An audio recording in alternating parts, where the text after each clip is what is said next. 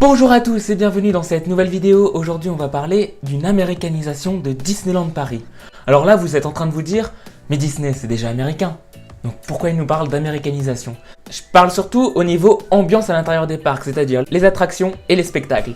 Comme vous avez pu le voir, Disneyland Paris, ou plutôt le groupe Euro Disney, a été racheté par la maison mère, la Walt Disney Company.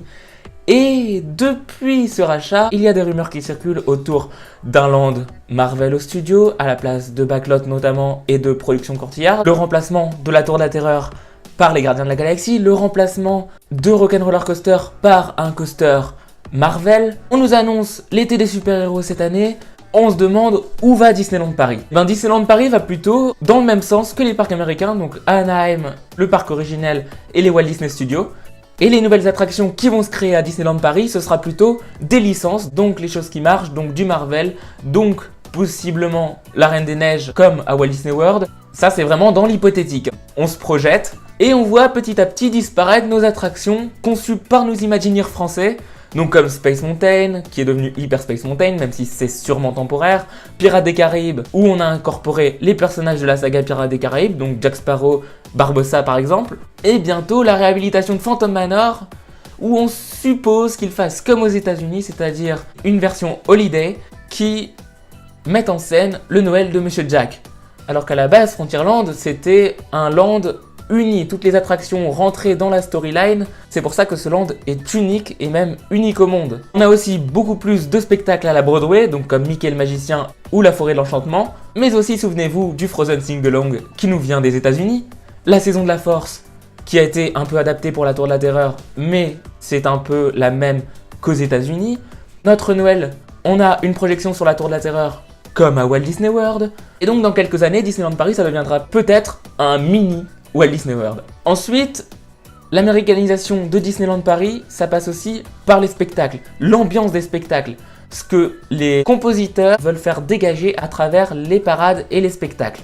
Et pour ça, le 25e anniversaire et la saison de Noël sont des exemples parfaits de cette américanisation.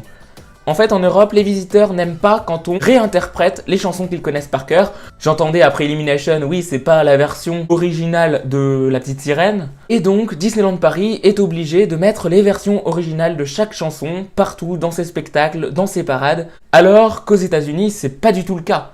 Ils aiment justement réinventer les chansons, les mettre en chorale pour donner de la puissance à la chanson et réinventer la chanson. Comme par exemple le spectacle Happily Ever After, qui est mon introduction de vidéo.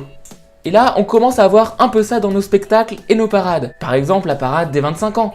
On a une musique entraînante, dynamique, moderne, avec des chansons réorchestrées. Cette parade n'a vraiment rien à envier à une Festival of Fantasy. On a des chars qui sont plus gros que d'habitude. Ça, c'est plutôt l'esprit américain. Je vais prendre un autre exemple. Notre saison de Noël cette année. Là, c'est encore plus flagrant.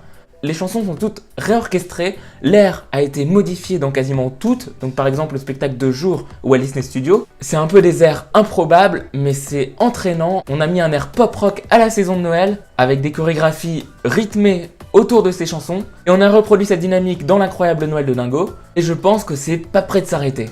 Ça donne un nouveau souffle un peu à Disneyland Paris quand on le connaissait par cœur, quand on avait l'habitude d'avoir un certain type de spectacle, un certain type d'attraction. On entre un peu dans une routine et là ça nous permet vraiment de nous dégager de cette routine et d'entrer dans un rêve différent mais qui a autant d'effets sur le visiteur. Donc voilà, cette américanisation de Disneyland Paris et des Walt Disney Studios n'est absolument pas terminée, je pense même qu'elle va s'accentuer. On verra ce que va donner l'été des super-héros cet été.